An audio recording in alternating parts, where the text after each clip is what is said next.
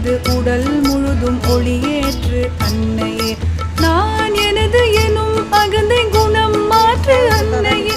என் உணர்வினில் அருள் மலர வழிகாட்டு அன்னையே.